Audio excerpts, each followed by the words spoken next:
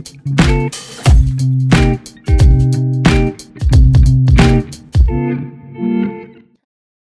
everyone, and welcome back to Book to Read. We're on episode 35, and you know what that means. Well, it means we're diving deep into The Maze Runner by James Dashner. Yeah, one of my favorites. And this one, let me tell you, this book is like one giant what-if question, you know? It's true. It really pulls you in right from the get-go. Like you're thrown right into the action. Oh, absolutely. You wake up and you're in this dark elevator. It's clunky and scary, and you have absolutely no memories, no clue, like where you are, who you are, nothing. And that's how we meet Thomas, the main character. Oh, yeah. That's a great way to start a story, don't you think? Really sets the stage for all the mystery. Totally. Like waking up from a bad dream, but this one's real. And it just gets wilder from there. You find yourself in this place called the Glade, right? It's basically this community of boys who've all been through the same crazy experience. They've built a life for themselves inside these huge walls, but it's definitely not what you'd call normal. You can say that again. It's like they've created their own little world, their own way of speaking even. Oh, yeah. Tell me about it. They've got their own slang and everything, like shank for a knife, clunk for anything dumb, and the newbie, well, he's the green bean. It's pretty cool, really. Like they've formed their own little culture to deal with the strangeness of it all. It makes sense, right?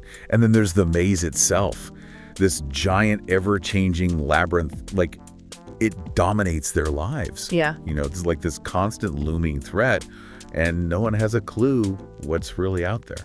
Yeah, the maze is a pretty powerful symbol in the story, don't you think? The unknown and all that. It's like it represents all the challenges they face, both physically and mentally. For sure. It's a constant reminder that they're trapped in all the secrets about their past. Well, they're still out there somewhere. Yeah. But you got to give him credit. They aren't just sitting around twiddling their thumbs, waiting to be rescued. They're taking action. That's right. You've got the runners, the bravest and fastest of the gladers.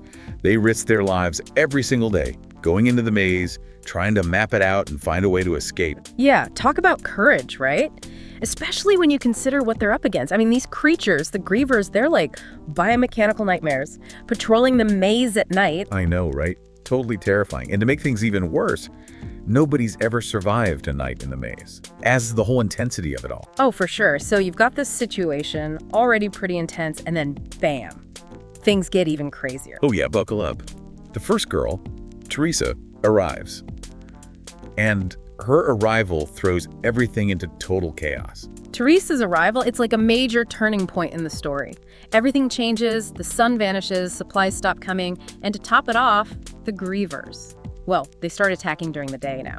It's like someone hit the reset button on the rules, and the gladers, they're scrambling trying to figure out this new game. Exactly. But wait, there's more. There's this horrifying thing called the changing. Ooh, yeah. Don't get me started on the changing. If one of those grievers stings you, you need this special serum to survive. Right, but there's a catch. Yeah, there's always a catch, isn't there? The serum. It triggers this painful transformation and brings back these bits and pieces of your memories. Talk about freaky. I mean, who needs nightmares when you've got the changing, right? It's a really clever plot device, I think, because it not only raises the stakes, but it also gives us, the readers, these glimpses into the characters' pasts. Right, like puzzle pieces, slowly revealing the bigger picture. Exactly. And both Thomas and Teresa start having these flashes, these memories, and it starts to suggest that maybe, just maybe, they played a part in creating this whole maze situation. Hold on, you're telling me they might have been involved in building this nightmarish maze? Now that's a twist. Yeah, it really makes you think, who can you trust? Suddenly it's not so clear who's the victim and who's pulling the strings, and that, my friend, that adds a whole new level of tension to the story. For sure. It's like, wait a minute, are they prisoners or are they architects of their own prison? And then there's Albie, the leader. He goes through the changing and remembers something huge. The maze, it's not just a random bunch of walls, it's a code. Albie's revelation, that changes everything. Before, they were just trying to find a way out, a physical exit. But now they realize they need to decipher a message hidden within the maze itself. Wow, that's a mind shift. From escape to decryption. And this is where Thomas, our hero, really steps up, right? He's not just a runner, he's a thinker too. Right, he's resourceful. And he gets this idea, inspired by Teresa, that the maze sections, they actually spell out words. Imagine that. The answer was right there in front of him the whole time. Yeah, talk about an aha moment. It reminds me of those optical illusions where you can't see the hidden image until someone points it out. And that realization leads to Thomas's big escape plan.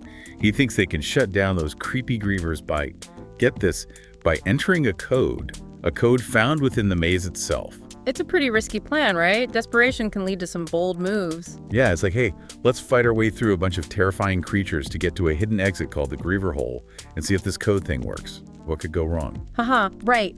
But it also shows how Thomas is growing, how his confidence is building. He's starting to believe that he can crack the code of the maze. And that sets the stage for the ultimate showdown. Absolutely. Picture this, the Gladers, all armed and ready, facing down those horrific grievers. It's chaos, it's bloody. And the tension, man, you could cut it with a knife. Intense. And then you've got Albie. He sacrifices himself to create a distraction, giving Thomas, Teresa, and Chuck a chance to reach that Griever Hole. Albie's sacrifice, it's heartbreaking, but it's also a powerful moment. You really see the depth of their loyalty to each other, the selflessness in the Glade. It's a tragedy, but it also shows how much they've grown. They're ready to risk it all for each other. And in the end, Thomas, Teresa, and Chuck, they managed to input that code. They shut down the grievers. But what awaits them outside? We'll find out right after this quick message from our sponsor, Bookspace.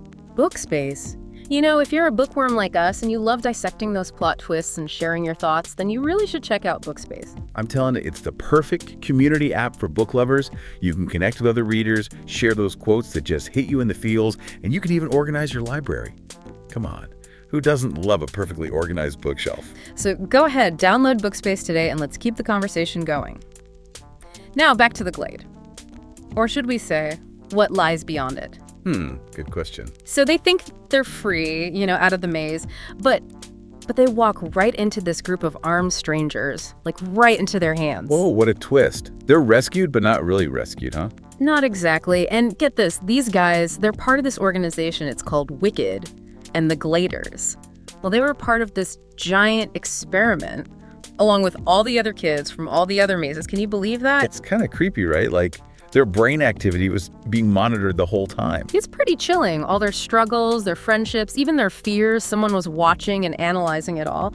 You know, the book really digs into the ethics of it all, you know, those tough questions. Oh, yeah, for sure. Like, what gives them the right to do that? Put these kids through something like that. Right, even if they're trying to save humanity, you know? Is it really okay to sacrifice these kids' well-being? It's a moral gray area, you know? Makes him question, like, what Wicked's real motives are. Yeah, what were they even trying to do? I mean, the book mentions this disease, the flare. Is that what it's all about? Exactly.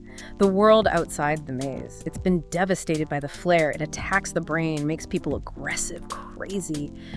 Wicked, they're desperate for a cure, and they think the Gladers, well, they're the key to finding it. Their brains, you know, how they adapt, their resilience, it's all data to them. They put these kids through a nightmare just to study their brains. It's just so messed up. Yeah, it's a classic example of the ends justify the means, right? Definitely makes you think, does the potential to save millions of lives justify the suffering of a few? Dashner doesn't really give us a clear answer. It's up to the reader to decide. I see what you mean. What about Chuck? He sacrifices himself so Thomas and Teresa can get to the Griever Hole. Man, that part always gets to me. Chuck's death, yeah, it's truly heartbreaking. He represents everything pure and innocent, like true friendship. And losing him, it just shows how brutal Wicked's experiment really was. It's also a turning point for Thomas, you know? It pushes him to face the truth about his past. Wait, there's more to his past. I thought he lost all his memories. That's what he thought. But then, bam, he finds out he and Teresa, they knew each other before the maze. They were actually involved in designing the trials. Can you imagine that? Yeah. Finding out you helped build the system that was tormenting you? Wow. Yeah. It's like a double betrayal. First, their memories are taken, and then they find out they were part of it all along. That's heavy stuff. Yeah, it really messes with your sense of self, you know? If your memories were manipulated, who are you really? And what does it even mean for their future, now that they know the truth? They're out of the maze, but they're in a world that's falling apart. And they're carrying this huge weight, knowing they were used, their memories stolen. Man, what a tough situation. It's not your typical happy ending, that's for sure. The book leaves you with this feeling of unease, like, what happens next? Can they trust anyone? Will they ever find peace after all that? It's a story that really sticks with you. Yeah. But it also makes you think about, the resilience of the human spirit.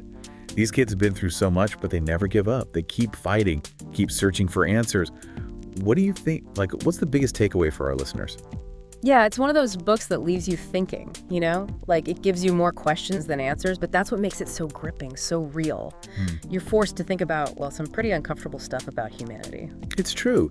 The Maze Runner, it's not just about escaping a maze, right? It's about memory, identity, like what makes us who we are. Yeah, and it makes you wonder, what would I do in that situation? Would I be brave enough to face my fears? To fight for survival? To question, well, everything you thought you knew? That's powerful stuff, especially for younger readers who are figuring out their place in the world. Exactly. And the ending, it's not wrapped up in a neat little bow. It leaves you hanging, wondering what's going to happen next. Are they really free, or are they just pawns in someone else's game? It's a cliffhanger for sure. They're out of the maze, but the world's a mess, Disease, powerful forces controlling everything, and then there's the burden of knowing they were manipulated, their memories stolen. It's like, where do they go from here? So many choices ahead of them. Right. It definitely makes you want to read the next book, see what happens. Dashner, he's a master storyteller. He doesn't spell everything out for you. He leaves you feeling a bit uneasy, like the fight isn't over, and that's what keeps you coming back for more. This deep dive into The Maze Runner has been a wild ride. Mystery, suspense, shocking stuff, even the heartbreak of losing Chuck. It makes you think, it makes you feel, makes you question everything. And that's what good stories do, right? They stay with you. For sure. So if you haven't read The Maze Runner yet, you're missing out. And if you have, tell us what you thought. What parts stuck with you? What are you still pondering? We'd love to hear from you. And don't forget, the conversation doesn't have to end here. If you're looking for a community to connect with other book lovers, share those amazing quotes, even organize your reading list, you got to check out Bookspace. It's the perfect app. It really is. Download it today and let's keep talking about books. Thanks for joining us for this deep dive into The Maze Runner. We'll be back next week with another exciting book. Until then, happy reading.